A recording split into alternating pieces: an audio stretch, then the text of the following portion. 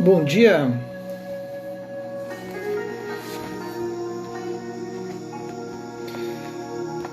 pessoal, bom dia Xande, bom dia Andreas, Ana Paula, tudo bem? Buenas Fabrício, e aí Rani? Oi Fran, tudo bem? Como é que tá? Tudo aí? Garopaba, as crianças, o Mauro, estão bem? Oi Rosana. Então a gente está começando com uma música um pouco mais calma hoje, vou explicar porquê. Mais tarde eu explico. Oi Silvia. Pessoal de Curitiba. Tem mais de uma pessoa aí de Curitiba.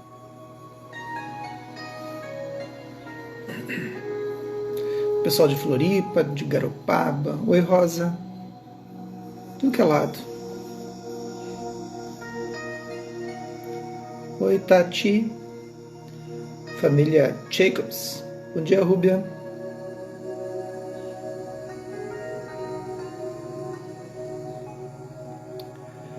Estou começando com a calma, essa música calma hoje.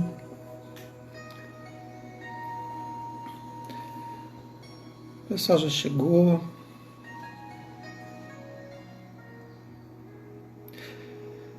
Oi, Úrsula.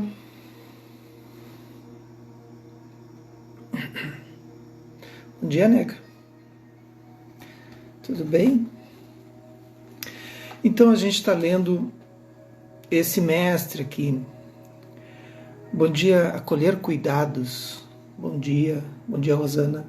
A gente está lendo Thich Nhat Hanh, Velho Caminhos, Nuvens Brancas, Seguindo as Pegadas do Buda, pela editora Bodhigaya, tradutora Enio Burgos. Bom dia, Karen. Então, ontem, vocês devem ter visto que a gente colocou um post ali sobre o Thich Nhat Hanh e está sendo noticiado por tudo que é lugar. Vocês podem acompanhar no Plan Village, que é o lugar, é o centro dele, o templo dele na França, no sul da França. Então o Thich Nhat Hanh é uma pessoa que está entre nós ainda, ele está com 94 anos, tá? Oi, Gorete. Ele está com 94 anos e ontem então saiu uma notícia de que ele finalmente ele está realmente muito fraquinho, tá? O que aconteceu com o Thich Nhat Hanh, né? Ele é um mestre zen vietnamita e ele, lá pelo 2015, 2014, ele teve um derrame, né? Ele estava na França, né? No seu templo, e aí depois ele foi levado então para o Vietnã de volta. Só que fazia 50 anos que ele estava exilado, ele não podia entrar no Vietnã, e aí o governo do Vietnã aceitou ele de volta. Por que aceitaram ele de volta? Por que ele estava exilado? Porque ele era um ativista. Né? 50 anos atrás, 60 anos atrás, quando ele estava morando no Vietnã, quando teve a guerra dos Estados Unidos e do Vietnã, ele atendia todo mundo como monge, já era um monge noviço, e ele atendia todos, americanos, vietnamitas, quem fosse, e aí ele foi tratado como um traidor, né? Mas ele atendia como um emissário da paz, né? Então ele não fazia diferença, era ser humano igual. Então um ser magnífico entre nós, assim, né? E aí ele foi exilado, né? Como traidor, nesse sentido, né? Imagina. E aí o que acontece? É que a gente não está se dando conta de uma coisa que eu vou falar para vocês aqui, que talvez vocês não tenham visto ainda, não tenham percebido, porque quando a gente está na história, a gente não percebe a história acontecendo, a gente percebe que ela é fundamental depois que ela acontece, né? Então a gente está no momento, na época, e a gente está lendo, por acaso, a gente está lendo esse livro e estudando, e ele tem dezenas de livros maravilhosos, dezenas, gente, procurem aí, são dezenas de livros, né? E aí a gente está num período em que a gente está com um mestre realizado de verdade. Imagina assim, ó, a gente agora idolatra o Gandhi, né, com toda a razão, idolatra um Gandhi, né, todo mundo lê Gandhi, todo mundo quer saber sobre Gandhi, é por aí, entenderam? Até mais do que isso. Então daqui a 30, 40, 50, 100 anos, as pessoas vão estar falando ainda sobre o Thich Nhat Hanh e vocês vão poder dizer para os filhos de vocês daqui a 10, 20 anos, nossa, tinha um maluco lá que lia todas as manhãs sobre o Thich Nhat Hanh e aí que eu conheci ele. Vocês estão participando de um momento histórico, de um momento em que existe um mestre realizado. Existe um mestre realizado entre nós. Ele está agora, 2020, dia 6 de outubro, está aqui, sabe? E daqui a 20 anos a gente vai dizer, eu vivi na mesma época que ele. Assim como alguns viveram uma época de Gandhi, de Jesus, de Buda, entenderam? É essa a importância desse ser no mundo. Então a importância do Tishnahan no mundo é uma importância como do Gandhi, como dessas figuras assim. Para quem é do catolicismo, como Madre Teresa de Calcutá, é uma figura desse porte. Então ele está com 94 anos, a notícia ontem foi que ele parou de comer, ele não pode mais comer, não tem mais força para comer, e aí ele está indo embora. Né? A qualquer momento ele... E no Zen, no budismo, a gente não reanima a pessoa, né? Então a gente simplesmente vai morrendo, não tentam colocar sondas para ele comer, porque ele está em meditação. Um mestre como esse está em meditação. Né? Ele provavelmente ele esteja totalmente com a mente lúcida e em meditação. Então, enquanto ele não se ir sozinho naturalmente, então vai sofrer um pouquinho. Né? Tem que ser natural. A morte é assim. Tá? Então eu peço para vocês, então, espalhem isso, espalhem que a gente está lendo esse livro. É um momento histórico, não é por mim, não é pela arquitetura da mente. A gente está fazendo porque a gente tem que marcar a história desses seres que vieram para o mundo, fortalecer a paz. Tá bem? Obrigado pela generosidade de você deixar eu fazer esse discurso longo de introdução, mas o Tishnahan está partindo. Procurem notícias ali, Plum Village, né, na França, que ali é o site, enfim, oficial, e já vai dizer ali que ele está indo. Né? Então dediquem, acenda uma velhinha, um incensozinho, pensem nele com compaixão, porque pensando nele, e ele disse uma coisa, o próximo Buda será a Sangha. Quem sabe que é Sangha entendeu, né? Sangha é a comunidade de pessoas que está aqui envolvida. Vocês, esse grupo que está se reunindo em nome desse movimento, é o próximo Buda. É a unidade coletiva, é o próximo Buda, não é uma pessoa. Então, pelo Tishnahan, a quem eu admiro e presto minhas homenagens, capítulo 61, há 61 dias estamos lendo, né? O Rugido do Leão. Naquela mesma estação de retiro, Ananda fez uma pergunta sobre a originação interdependente, tá? Que a gente está estudando, começa hoje a aula dessa parte da originação interdependente no grupo Noias. E assim, o Buda ensinou os bhikkhus acerca dos 12 elos da cadeia da existência. Ele explicou: o ensinamento sobre a originação interdependente é o mais profundo e sutil. Não pensem que ele possa ser apanhado através de palavras e discursos, não pode mesmo. Bhikkhus, graças a ter ouvido o ensinamento acerca da originação interdependente, Venerável Uruvela Kasyapa entrou no caminho do verdadeiro Dharma. Venerável Sariputra, outro dos seus mais respeitáveis irmãos, entrou no caminho graças a ter ouvido um Gatha relacionado com a originação interdependente. Contemplem a natureza da originação interdependente durante cada momento. Quando vocês olharem uma folha ou uma gota de chuva, meditem sobre todas as condições próximas e distantes que contribuíram para a presença daquela folha e daquela gota de chuva. Saibam que o mundo é um tecido feito de fios interconectados. Lembra da teia de Indra? Isto é porque aquilo é. Isto não é porque aquilo não é. Isto nasce porque aquilo nasce. Isto morre porque aquilo morre. Essa frase do Buda ficou muito famosa porque ele quebra com toda uma cadeia de pensamento. O nascimento e a morte de qualquer Dharma, Dharma com D minúsculos, fenômenos, está conectado com o nascimento e morte de todos os Dharmas. O um contém o muitos, e muitos contêm o um. Sem o um não pode haver o muitos. Sem o muitos não pode haver o um. Esta é a verdade maravilhosa do ensinamento sobre a originação interdependente. Se vocês olharem profundamente dentro da natureza de todos os Dharmas, serão capazes de transcender toda a ansiedade relacionada ao nascimento e morte. Vocês quebrarão o círculo de nascimento e morte. Bhikkhus, os elos interconectados consistem de muitas camadas e níveis. Porém, 4 reinos podem ser distinguidos: causas principais, causas contributivas, o momento imediatamente precedente como causa e objetos como causa. Uma causa principal é a primeira condição necessária para que um fenômeno se manifeste. Por exemplo, um grão de arroz. É a causa principal necessária para o surgimento de uma muda de arroz. Aqui ele está falando do Salistamba Sutra. tá? Que é o Sutra da Haste do Arroz. Não tem tradução em português. Vocês vão encontrar em chinês, pali, sânscrito e inglês. Causas contributivas são as condições da subsistência. No caso do grão de arroz, eles incluem o sol, a chuva e a terra, e os quais permitem que a semente cresça e se desenvolva como uma muda de arroz. O momento imediatamente precedente como causa é um processo ininterrupto e serve como uma causa subjacente. Eu sei que fica um pouco complexo, mas vai simplificar. Sem este processo contínuo, o crescimento da planta seria interrompido antes de atingir sua fruição. Então tem uma semente, tem causa, tem sol, tem a temperatura, tem umidade. Sem isso ela não, são as causas subjacentes. Sem isso ela não frutifica. Objetos como causa refere-se aos objetos da consciência. Um grão de arroz e todas as condições próximas e distantes que tomam a presença da muda de arroz possível são objetos da consciência.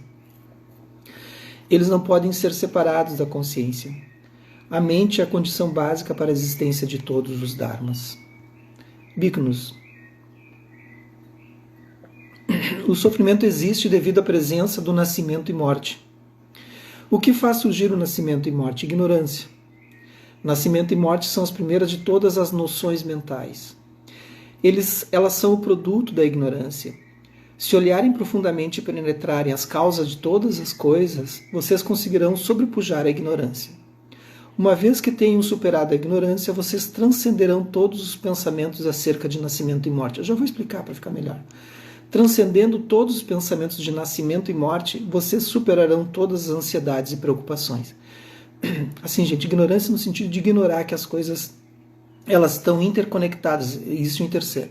Exemplo do Salistamba Sutra, a semente de arroz. Então, existe uma semente de arroz. Dessa semente vai surgir um broto. Do broto vai surgir um caule, vai surgir uma flor, vai surgir uma folha, vai surgir né? E vai indo. Mas não morre, a semente não morre quando nasce o broto. E ao mesmo tempo o broto não morre quando nasce o caule não morre quando nasce a flor, a folha, e vai indo, entende? Então a flor, o fruto, o caule, o broto está contido na semente.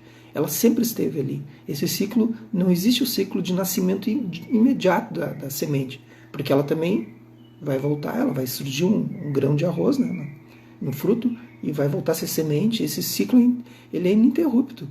Então não existe um momento de nascimento nem de morte. A ignorância no sentido de ignorar que esse fluxo é contínuo e totalmente impermanente, porque ele está mudando o tempo todo. A gente sofre porque a gente quer manter isso como permanente. A gente acha que algo nasceu, que algo morreu. E assim é com o nosso corpo.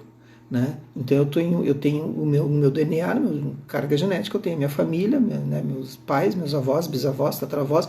Há 100 mil anos está acontecendo essa carga genética. Então não há um momento que eu nasci. Não há nenhum momento. O momento da minha concepção nesse mundo 3D é uma coisa. Entenderam? Tá.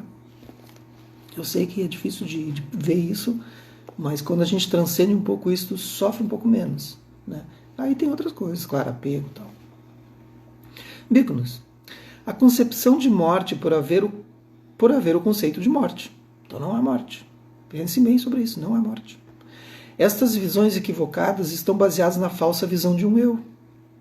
Há uma falsa visão de um eu por haver avidez, haver apego. Há avidez por haver desejo. Há desejo porque não se vê dentro da natureza dos sentimentos, sensações físicos. Não se vê dentro da verdadeira natureza dos sentimentos porque se é apanhado no contato que acontece entre os órgãos dos sentidos e seus objetos. É-se apanhado no contato que acontece entre os órgãos dos sentidos e seus objetos porque a mente não está clara e quieta.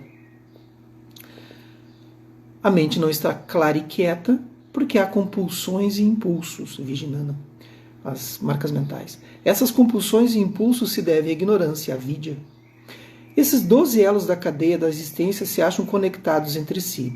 Em cada elo, vocês podem ver os outros 11 elos. Se um elo estiver ausente, os outros 11 elos estarão ausentes. Esses 12 elos são morte, que é Janamarana, nascimento, Jet, vir a ser, Bhava, avidez, Upadana, desejo, sensações, contato, os 6 órgãos dos sentidos, nome e forma, consciência, compulsões, impulsos e ignorância. Eu não vou falar os nomes de santos, vai ficar muito longo. Esses 12 elos é o despertar do Buda.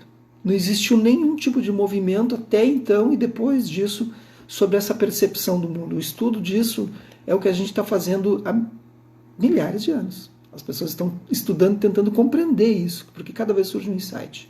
É algo incrível estudar os 12 elos. E é o que a gente está fazendo nós, né?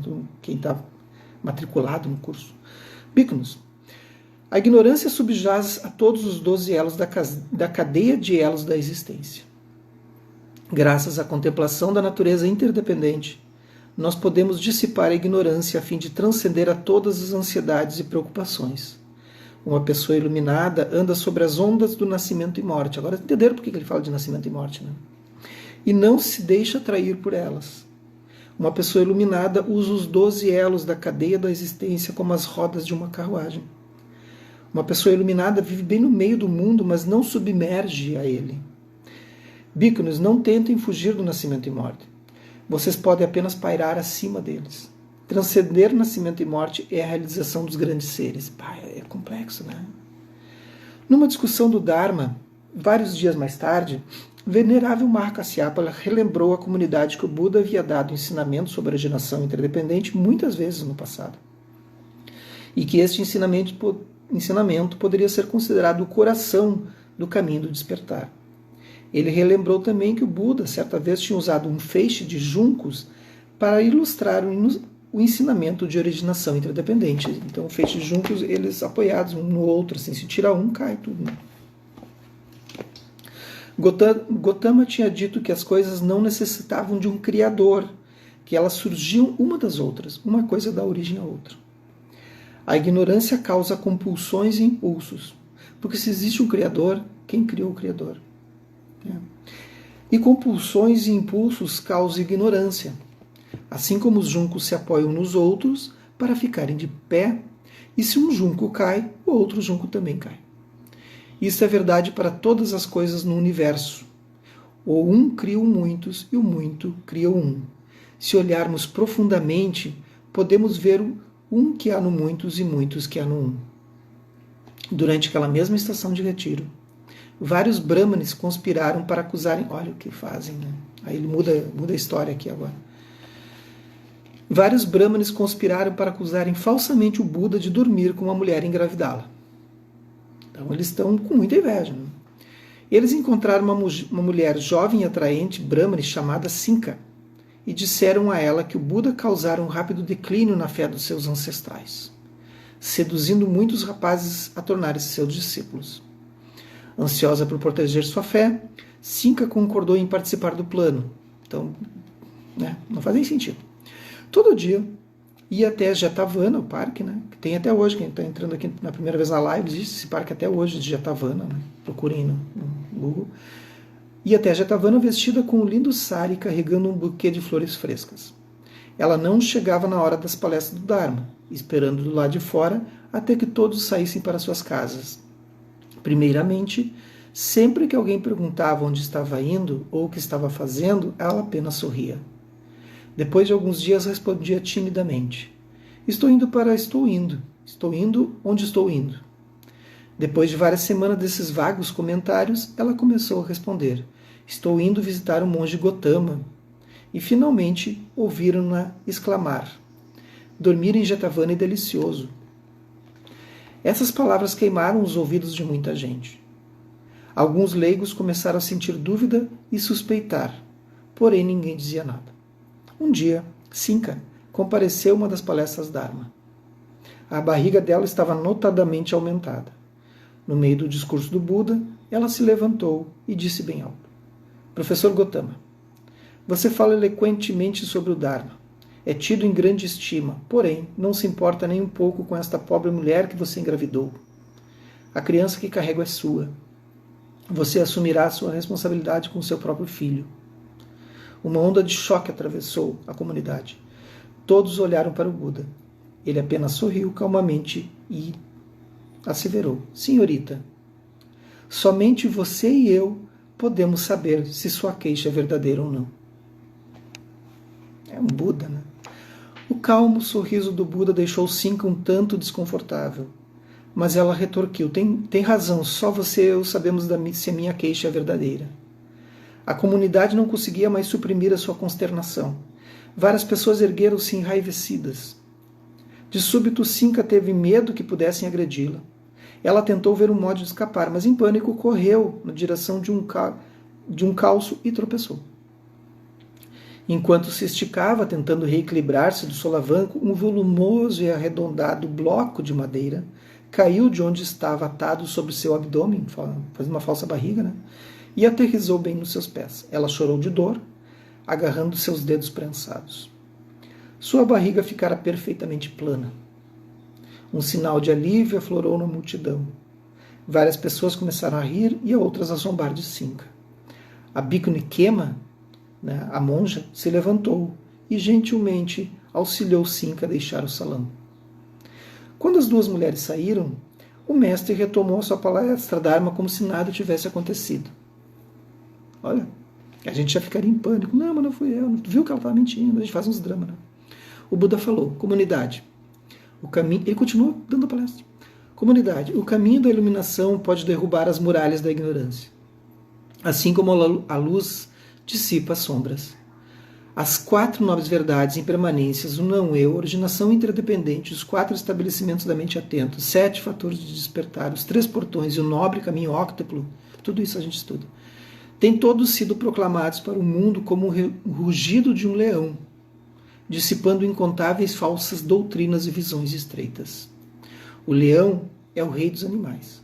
Quando deixa o seu covil, ele se espreguiça e olha para todas as direções. Antes de perseguir sua presa, ele solta um poderoso rugido que provoca, nas outras criaturas, tremor e fuga.